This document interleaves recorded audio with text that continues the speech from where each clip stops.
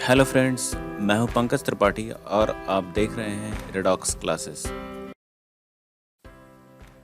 इस वीडियो में हम एक नया टॉपिक पोटेंशियल डिफरेंस के बारे में जानेंगे। चार्ज के अराउंड इलेक्ट्रिक फील्ड के अंदर अलग अलग पॉइंट का इलेक्ट्रिक पोटेंशियल अलग अलग होता है। इसे हमने आपको पिछले वीडियो में बताया। इलेक्ट्रिक फील्ड के अंदर कोई दो पॉइंट ए और बी हैं।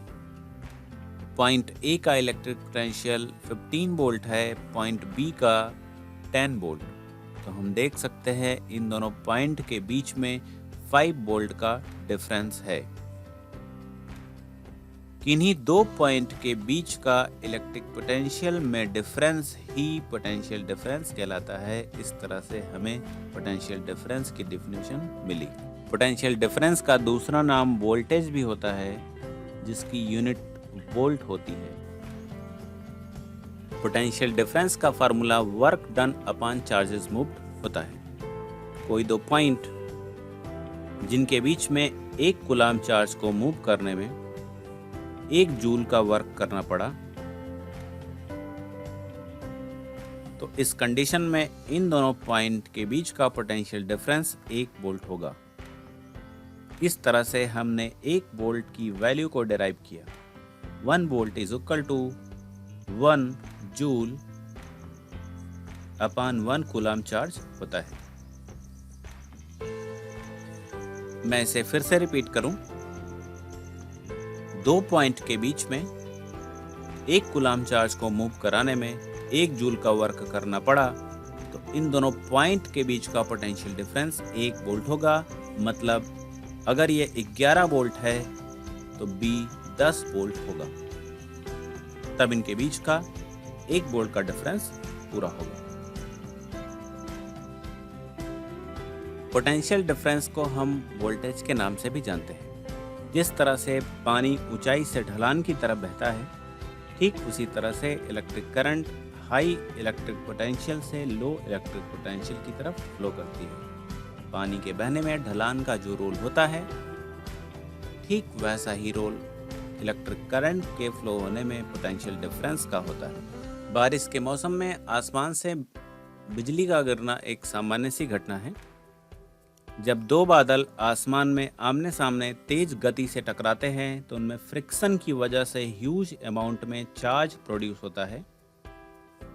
और कभी कभी ऐसा भी होता है कि इनके पास पहले से कुछ चार्ज रहता है।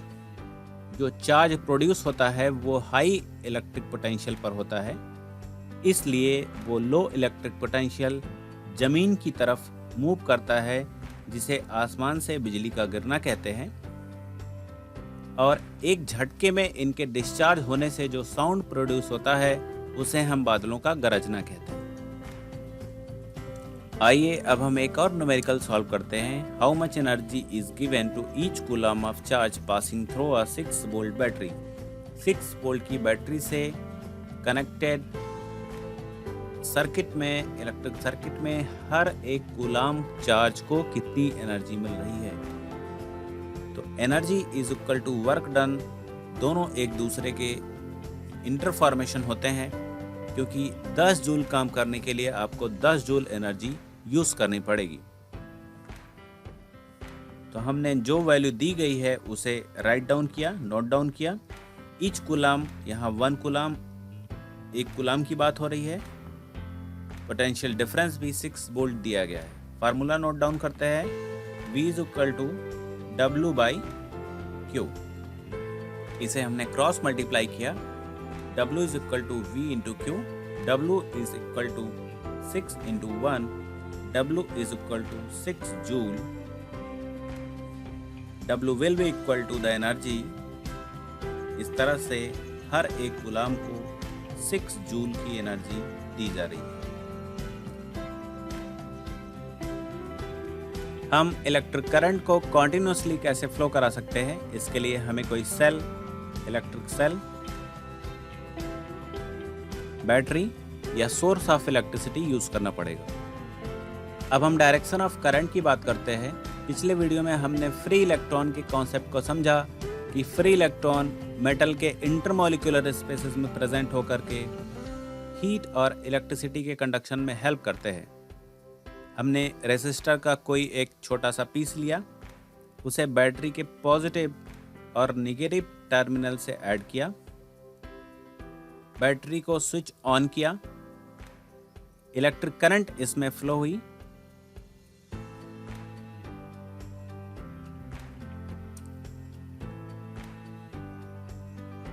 स्विच ऑन करते ही इंटरमॉलिक्यूलर स्पेसेस में प्रेजेंट सारे फ्री इलेक्ट्रॉन बैटरी के पॉजिटिव टर्मिनल की तरफ मूव करेंगे।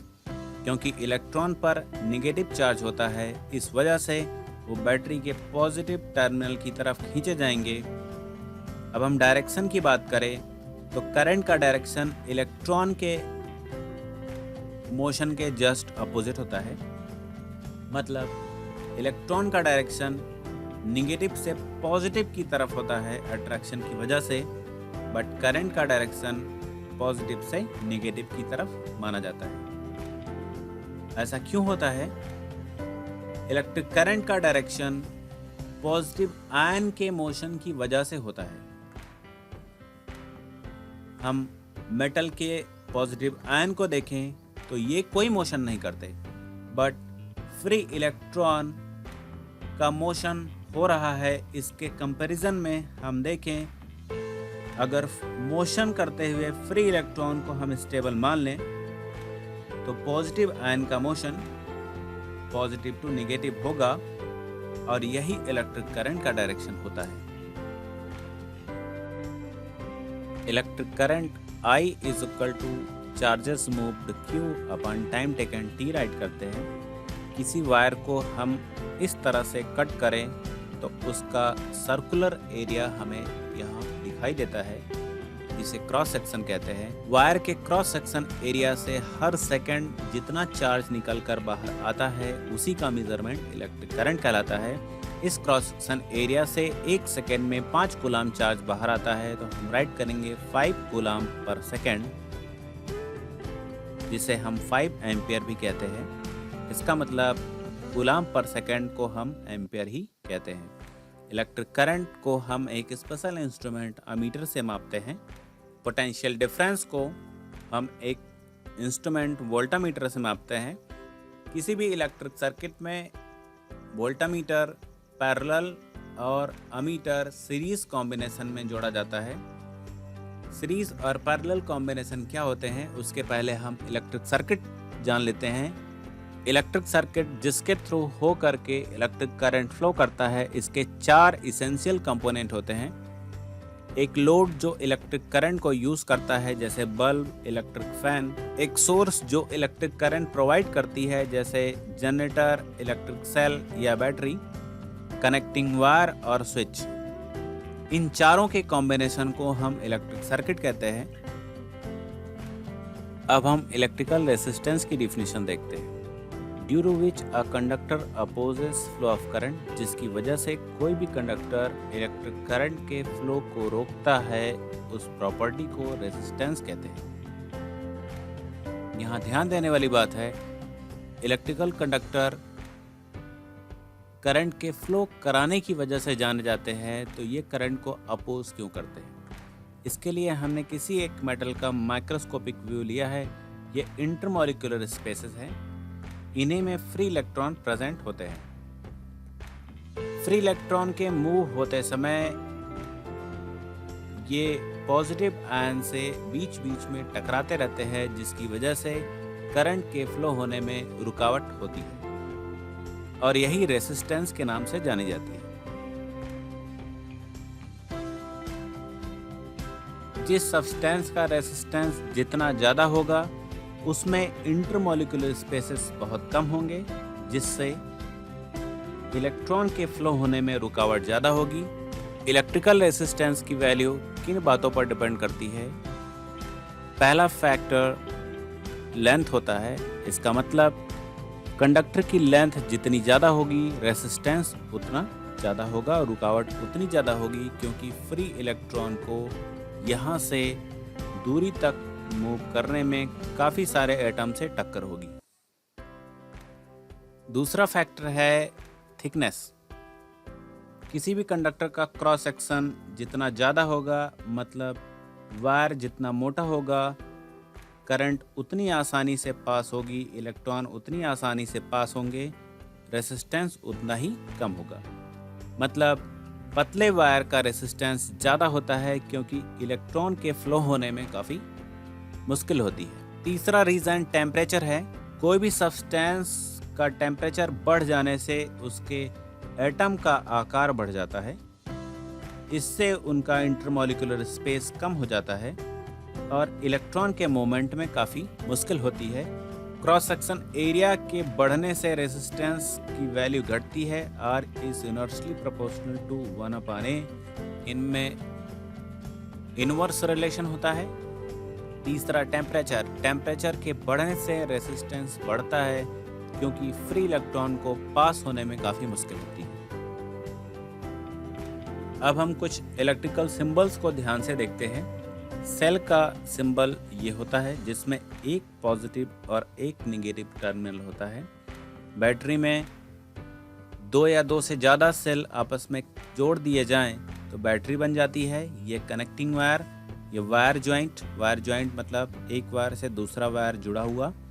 वायर क्रॉसिंग विदाउट कॉन्टैक्ट का मतलब एक सीधा वायर, और ये वायर अगर इसे टच नहीं करेगा तो हम इसे ग्राफ में घुमा करके ऐसे लेकर आएंगे, जिसका मतलब है इस वायर और इसका कोई कांटेक्ट नहीं है। ये फिक्स्ड रेसिस्टेंस, ये variable resistance, ammeter, voltmeter, galvanometer, open switch, closed switch और इलेक्ट्रिकल बल्ब, इस तरह से भी और इस तरह से भी, दोनों तरह से सिंबल इसका यूज करते हैं।